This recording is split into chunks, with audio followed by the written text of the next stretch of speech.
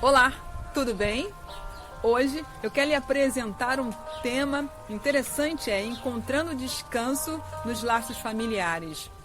Esse tema pode ser meio estranho ou soar estranho para você, porque talvez você me diga como encontrar descanso quando você tem na sua família um pai opressor, um pai autoritário, quando você tem na sua família uma mãe que talvez você não tenha relacionamento ou que tenha pouco relacionamento íntimo com ela. Como você encontrar descanso talvez nos laços familiares quando há uma intensa rivalidade entre os irmãos? Pois é, você também pode me dizer que a Márcia não é talvez bem assim.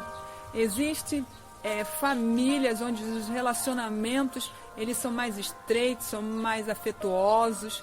Existe relacionamento onde as pessoas se amam, se envolvem. É verdade, existe sim, mas eu quero te dizer, meu amigo, minha amiga, nem todas as famílias são assim.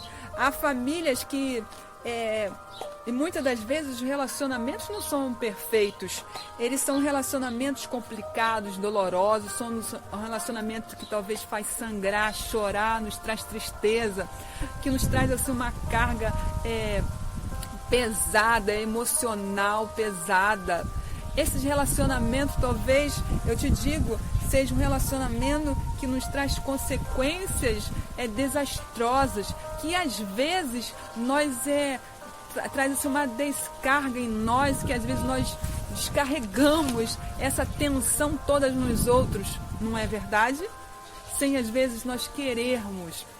Mas eu te digo para você, meu amigo, minha amiga, é que podemos encontrar descanso sim em nossa vida. Há uma saída, e essa saída é Jesus, é o Senhor Jesus. E José, o José da Bíblia, aquele lá do Egito, ele pode nos deixar exemplo, a sua trajetória de vida nos dá exemplo para isso. E podemos então buscar nessa história nos reavivar com Cristo Jesus e assim encontrar descanso nos nossos laços familiares. Mas se você achar que é difícil para você, eu vou te contar da onde saiu José. Talvez ela seja uma história pior do que a sua, talvez você venha se surpreender com a história de José e você possa ver que é possível ter um descanso em Jesus, no seu seio, nos seus laços familiares. Vamos na história de José e eu te apresento Abraão. Abraão, ele é o bisavô de José. Ele e Sara, sua esposa, eles não podiam ter filhos e Sara, ela resolveu fazer um plano que achava que era um plano infalível, um plano especial. Era de dar a sua serva para Abraão, para que dela pudesse ter ali um filho em seus braços e assim cumprir ali o desejo de Deus de ser a sua descendência.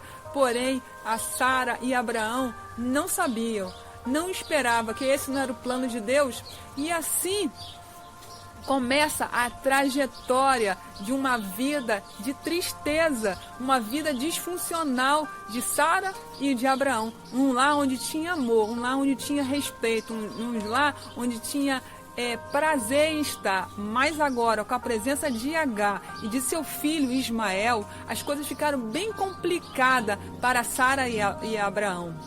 E eu te digo, a Sara também, ela teve um filho, que é Isaac. Agora você imagine as duas mulheres de Abraão, rivais entre si. E também os seus filhos, Isaac e Ismael. Essa era a tensão que vivia esta família agora. Mas eu te digo que Isaac, ele formou família. Ele também teve filhos, uns gêmeos, Esaú e Jacó. Mas Isaac também carregou essa rivalidade que ele viveu quando na sua infância. Bom, Jacó, ou melhor, Isaac amava mais Esaú do que Jacó. Rebeca amava Jacó. E assim os irmãos, eles eram rivais entre si. Mas eu te digo, em determinado momento, Jacó que era o enganador, assim diz o seu nome, ele enganou o seu pai, o seu irmão, juntamente com a sua mãe. E pegou à força, podemos dizer assim, o direito de primogenitura de Esaú. Aqui e agora, nesse momento na história, Jacó, que era livre, agora passa a ser fugitivo de sua família, fugitivo de Esaú. Jacó, ele vai para uma terra de sua parentela, de sua mãe, e ali ele se afeiçoa de uma mulher, né? E se forma em casamento com essa mulher. Mas no momento do casamento, o seu sogro, em vez de dar Raquel como esposa, deu a sua irmã mais velha, Lia, conforme era a tradição da família.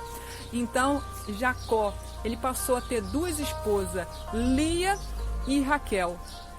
E aí começa também a rivalidade na família de Jacó.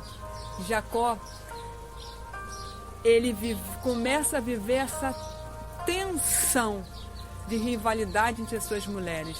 E elas, por querer mais filhos e querer o amor do seu marido, aquela que tinha mais filhos, assim achava, elas também tiveram um plano, o mesmo plano de Sara, de dar as suas servas para a qual elas pudessem ter mais filhos. Bom, a história se repete. Sara, da mesma forma que aconteceu com Sara, Lia, Raquel e as suas servas agora eram rivais entre si, porque elas deram filhos para Jacó. E os seus filhos também viviam em tensão, viviam em rivalidade entre si. Bom, mas eu te digo, é aí que nós encontramos o nosso jovem da nossa história, José. No meio dessa rivalidade toda está José, o nosso amigo da nossa história. É dele da qual nós vamos extrair experiência para a nossa vida. José cresceu nessa família disfuncional, mas não para por aí. As coisas da qual talvez você possa se envergonhar. Na sua família, José também talvez se envergonhasse da sua. Os seus irmãos mais velhos, eles foram para a cidade de Siquém e ali massacraram todos os homens. Os seus irmãos agora passam a ser assassinos. Um dos seus irmãos mais velhos, Rúben, ele profana o leito do seu idoso pai e assim se deitando com uma das suas servas, com uma das suas servas de Raquel, né, mulher dele próprio, né? E também o seu irmão Judá, aquele da qual ele confunde a sua nora, viúva, com uma prostituta, e assim se deita com ela e tem dela 2 filhos. Olha, essa era a família de José. E José, sendo o favorito pelo pai Abraão, ele causa ódio. Isso causa ódio entre os seus irmãos, que odiava a ponto de querer matá-lo. Bom, essa era a família de José. Era assim que José vivia. Mas interessante que no meio de todas essas rivalidades, essas tensões, esses homens aqui que se encontra lá no livro de Hebreus capítulo 11, você vai ver o nome de Abraão, de Isaac, de Jacó, homens que eles lutaram e aprenderam com as suas indiferenças, com as suas maneiras difíceis, eles aprenderam a fé, amor e confiança em Deus. E foi assim que, na trajetória da vida de José, ele pôde, no meio dessa família disfuncional, ele pôde escolher uma nova direção de sua vida, porque ele aprendeu também fé, amor e confiança em Deus. Foi exatamente no momento onde que seus irmãos resolveram matá-lo e jogaram numa cisterna e assim voltaram atrás e venderam José para um vendedor de escravo que passava ali naquele momento, e José foi vendido para o Egito. Mas ao caminho do Egito, você imagine José pensando no seu idoso pai, você imagine José pensando como era a sua família, como os problemas todos da qual ele vivia, como era a tensão, o ódio dos seus irmãos para com ele. Olha, sabe o que José fez? Foi nesse momento, pensando da sua vida. Talvez José chorou, talvez José, ele se lamentou, ele teve uma tristeza, um terror terrível de sua vida. Mas foi nesse exato momento, ele olha para o alto, ele lembra do Deus do seu pai. Ele lembra das coisas da qual ele aprendeu sobre Deus, o quanto Deus ama, quanto Deus se importa conosco. Era isso. Talvez, meu amigo, você não tenha ouvido falar do grande amor de Deus para conosco. O José ouviu de seu pai. Mas eu te digo, na palavra de Deus, a Bíblia, você pode encontrar esse amor de Deus. Você pode desfolhar a Bíblia, a sua palavra, e nela encontrar o amor e sentir o aconchego de Deus, encontrar esperança. E foi o que José fez. Ele encontrou esperança naquilo que ele aprendeu de Deus. E assim, era nesse exato momento, eu acho que é um momento crucial para a sua trajetória de vida para frente, de tudo que ele iria passar aqui, nesse momento da história. José, ele pede a Deus, se entrega completamente ao Senhor. Ele ora para que o Deus de Israel, o guarda de Israel, estivesse com ele, aonde ele fosse. Amém? E foi ali que ele pôde lavar toda a sua alma, lavar o seu coração de tristeza, erguer-se. Eu imagino o Senhor Jesus segurando na mão de José e erguendo ele e dando a ele esperança, mesmo quando ele não enxergasse, mesmo quando tudo estava escuro, porque a esperança era Jesus e José se agarrou nesse Jesus. Então José, ele encontra descanso no relacionamento familiar porque ele perdoa, ele ama. E foi assim que José aprendeu a amar, aprendeu a ter fé, aprendeu a ter esperança. E uma coisa que José também aprendeu, porque José, ele foi vendido, não é? José foi vendido para a casa de Potifar, um dos egípcios daquela terra. E na casa de Potifar, quem era José? Um ninguém, um escravo que poderia ser vendido por qualquer preço, alguém que talvez não falasse, que não tivesse direito algum. Mas José, ele conhecia o Deus do seu pai. José conhecia o Deus verdadeiro e assim ele pôde perceber que ele tinha valor próprio. Sabe por quê? Porque ele olhava para Deus e sabia que Deus o chamava pelo seu nome. Deus te conhece pelo seu nome. Ele sabia também, que ele pertencia a alguém muito maior do que Potifar, muito maior do que o rei do Egito. Ele pertencia a alguém que era o dono de todo o universo. José também sabia que ele era um tesouro para com Deus. Ele era amigo de Deus. Deus o considerava como amigo. Deus considerava como filho. Isso, José, ele aprendeu. José, ele pôde enxergar essas palavras. Porque Deus, ele vê. Ele não vê como nós olhamos. Deus, ele olha com um olhar de graça, de amor. É por isso que ele vê o nosso potencial de quem nós somos, não do que você apresenta, de quem nós somos. Ele vê beleza, ele vê talento, aonde você nem imagina, onde você não enxerga. Deus, ele vê. Sabe por quê? Porque ele fez tudo para poder te comprar. Ele fez tudo para te ter novamente. Ele deu o seu filho para poder ter a tua posse novamente, porque ele é amor. Ele vê com você como uma pedra preciosa. Então, José, Ele sabia que ele tinha um valor. Ele sabia que ele era um tesouro. Ele sabia que ele era filho do rei. Amém? Então, José pôde reagir à realidade da qual ele estava vivendo na casa de Potifar.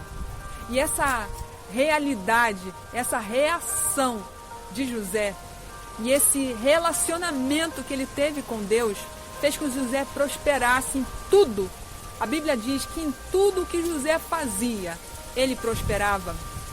E exatamente em Gênesis 39, de 1 a 6, você vai ver lá na Bíblia que Potifar, observando que José era um homem diferente, que era um jovem diferente, Potifar pôde perceber que tudo que José fazia prosperava. Potifar resolveu colocar José como governador de sua casa. De tudo que Potifar tinha, estava na mão de José. Confiou tudo a ele.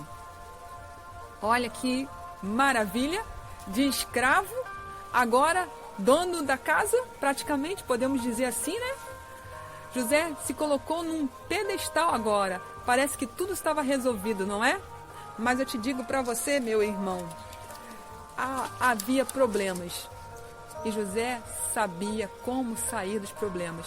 E eu vou te dizer o que José fez. José, ele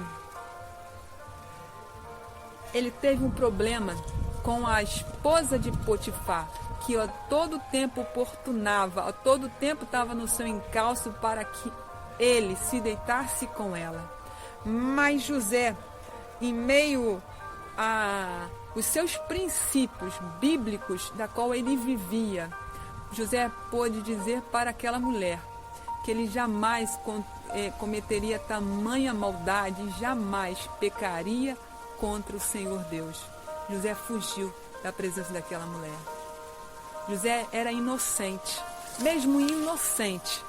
mesmo que às vezes as circunstâncias nos diz que as pessoas não são justas, o bem nem sempre recompensa e o mal nunca é punido. Mesmo assim, há boa notícia para nós, porque José encontrou descanso mesmo na prisão, porque Deus era com ele, porque ele era amigo de Deus, porque ele fazia a vontade de Deus. Deus estava com José. José não se encontrou na injustiça da situação. Ele não se concentrou, melhor dizendo, né? Ele não se concentrou na injustiça da qual ele estava vivendo. Ele se concentrou numa pessoa, em Jesus. A sua vida ali na prisão, naquele momento de tristeza, no momento onde que ele estava só, mais uma vez, diminuído mais uma vez, ele não se concentrou na injustiça que estavam fazendo a ele.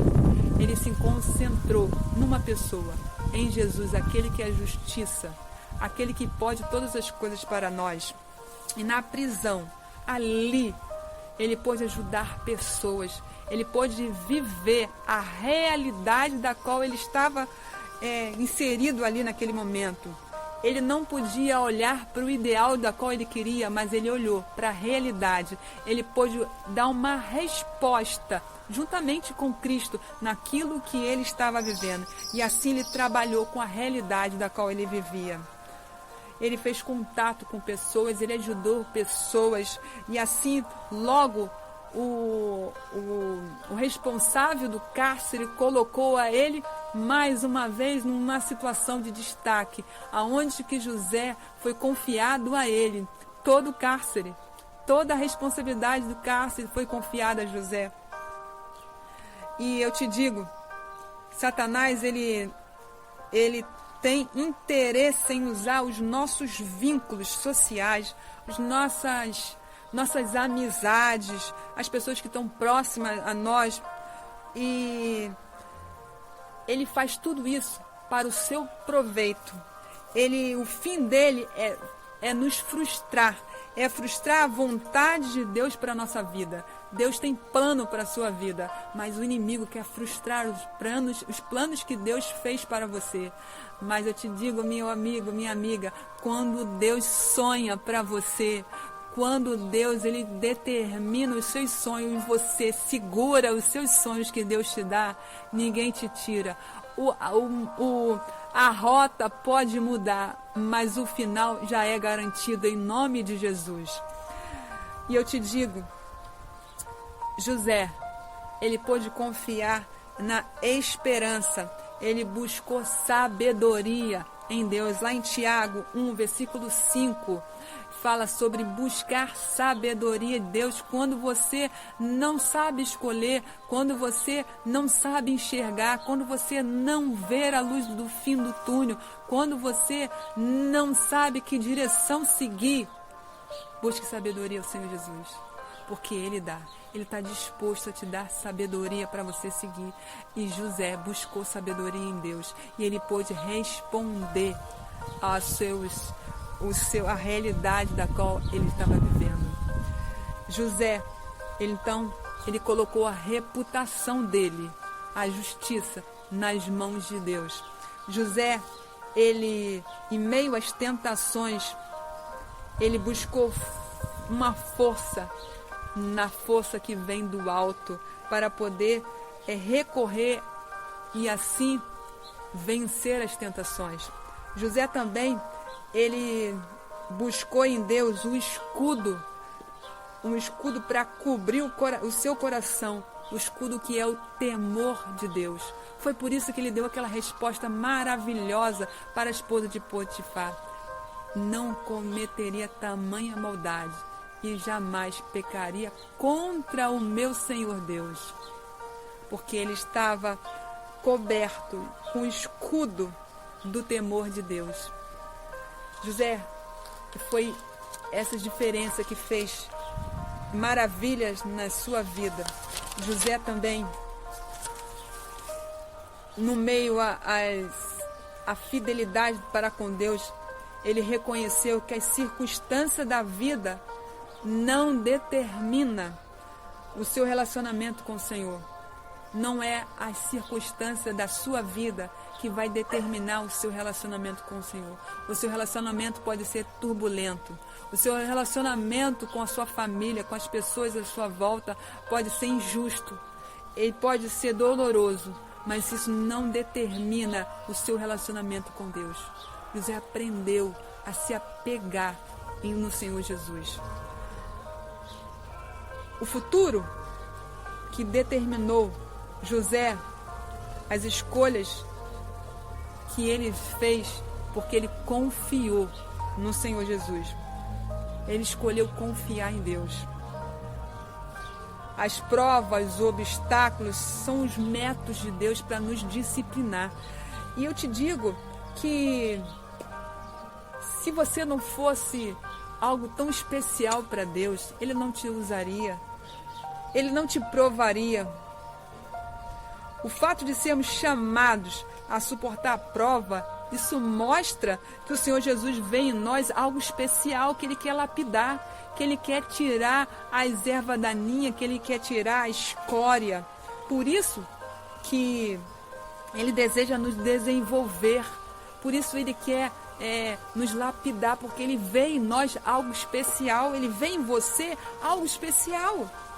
O Senhor permite que seus eleitos sejam postos na fornalha da aflição para lhe provar e ver se pode ser formado dali, para ser formado dali para a sua obra. Deus, Ele quer que você faça parte da obra dEle. Ele quer que você seja um instrumento na mão dEle para poder alcançar pessoas. José, ele foi um instrumento na mão dele para poder salvar a sua família lá do Egito. José levou a sua família para o Egito. José salvou a sua família da fome. José também pôde reconstruir o relacionamento com seus irmãos. Sabe por quê? Porque ele confiou no Senhor Jesus. Ele não se lamentou, ele não viveu em tristeza, ele viveu a sua realidade, ele deu uma resposta. E a sua resposta foi buscar na presença do Senhor Jesus força. Isso fez diferença na vida de José. Isso pode fazer diferença na sua vida, para que você possa escolher. Então, não seguir o mesmo exemplo do passado, não seguir o mesmo exemplo das rivalidades, mas sim transformar, mas sim trazer a paz, mas sim trazer a amizade, trazer o amor de volta, trazer mais o aconchego de volta.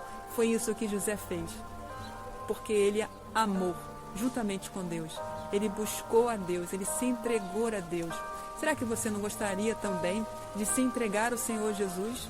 Será que você não queria fazer diferença na sua família? Ser aquele que muda o curso da sua família, dá esperança à sua família, dá vida à sua família, mata a fome da sua família? Será que você não é aquele que gostaria de ter mudança no seu lar, aonde possa ter mais alegria de novo? Então, se você quer ser essa pessoa, eu vou te dizer um versículozinho que está lá em Isaías 43, versículo 2. E ele diz assim: mas agora, assim diz o Senhor que criou, ó Jacó, que te formou, ó Israel. É como se Deus diz: olha, eu te digo, você, João, Maria, Abelardo, Olavo, José, a quanto José, não temas, não tenha medo, porque eu o remi. Eu o chamei pelo seu nome e você é meu. Quando você passar pelas águas, eu estarei com você. Quando você passar pelos rios, eles não te submergirão. Quando você passar pelo fogo, ele não te queimará, nem a chama arderá em ti. As promessas de Deus para José e para cada um de nós, para cada um que é seguidor do Senhor Jesus, são preciosas. As promessas de Deus continuam válidas. Ele diz: eu serei contigo. Eu serei contigo, seja aonde você estiver. Eu estarei contigo para te apoiar, para te dar coragem. Lá mesmo onde você estiver, eu vou te dar visão para você poder enxergar. Eu vou te dar força para você se erguer, para você se levantar. Eu estarei com você. Jesus está dizendo isso para mim e para você. Eu serei contigo para te erguer do pó e da cinza, para tirar da escravidão do pecado, para trazer uma vida nova para sua família, um novo curso, uma nova esperança, para trazer alegria onde tudo é escuro, para trazer flores. Olha, Jesus te chama. Se coloque nas mãos dele. Se entrega a ele. Entrega e descanse no Senhor Jesus, porque ele quer te salvar. Ele quer salvar a sua família, porque ele te ama. Amém? Eu gostaria de orar por você neste momento. Vamos orar? Bondoso Deus que está no céu, muito obrigado, Senhor Jesus, pelo teu grandioso amor para cada um de nós. Obrigado, Senhor Jesus, porque tu nos remiu. Obrigado, Senhor Jesus, porque o Senhor está do nosso lado, a despeito de quem somos, aonde estivermos, Senhor Jesus. Obrigado, que o Senhor possa nos erguer, nos levantar, que o Senhor possa estender tua mão poderosa sobre nós e possamos te enxergar, que possamos tomar a decisão, seja com este amigo, com esta amiga, Senhor Jesus, que ela possa ouvir a tua voz, que ela possa buscar em tua palavra te conhecer, o amigo fiel que és tu, Senhor Jesus, e ela possa caminhar, galgar uma nova trajetória de vida, não só dela própria, mas de toda a sua família. Abençoe a cada lar. Em nome de Jesus eu te peço. Amém. Amém? Eu te encontro num próximo momento. Até lá. Um abraço.